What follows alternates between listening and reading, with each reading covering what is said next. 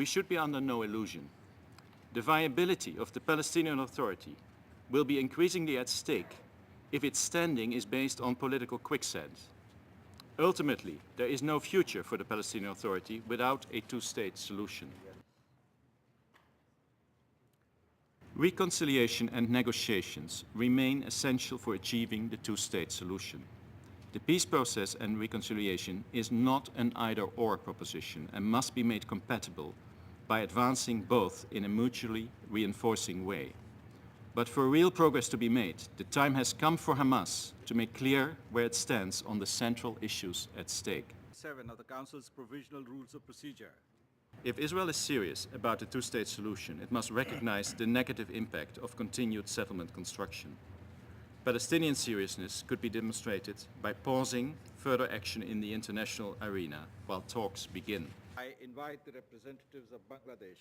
تشكل الحملة الاستيطانية الإسرائيلية غير القانونية أيضاً العقبة الرئيسية أمام تحقيق السلام القائم على رؤية الدولتين تعيشان جنباً إلى جنب في سلام وأمن على أساس حدود ما قبل عام 1967.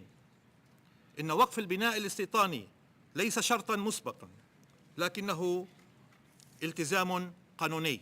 Botswana, Brazil, Canada. The Palestinians have not lifted a finger to restart negotiations. We have not seen a single gesture, not a single statement, not a single indication that they want to return to negotiations.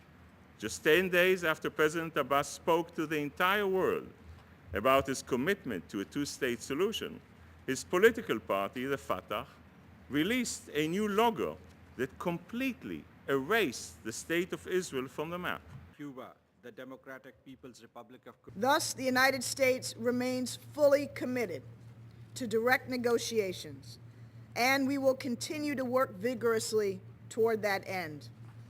We are consulting with the parties and international partners on the way forward, and we are underscoring that every step taken must aim to reduce tensions and create a climate for peace. Djibouti, Egypt. We are continuing our efforts to support the Syrian opposition coalition as it works toward a more unified opposition that is able to start addressing the needs of the Syrian people now. We're supporting the coalition's Assistance Coordination Unit so that increased assistance gets to local councils providing basic services. In addition to over $210 million in humanitarian assistance, the United States has contributed over $50 million to bolster Syrian civil society, including its emerging leaders, to help them communicate, organize, and prepare for an eventual political transition.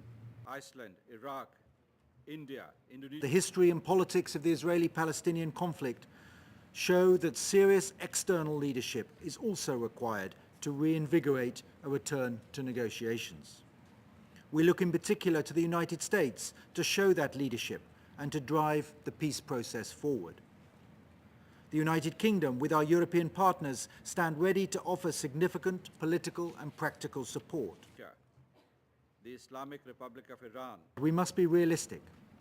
No opposition movement that wants to play a role in Syria's future is going to be prepared to work with Assad.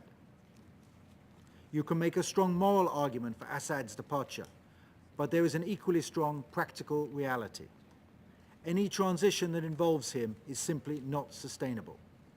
There needs to be a clear break from the leader who has unleashed this carnage on his own people. We want this council to play the role that it was established to fulfill. Its failure to do so far is a stain on its reputation.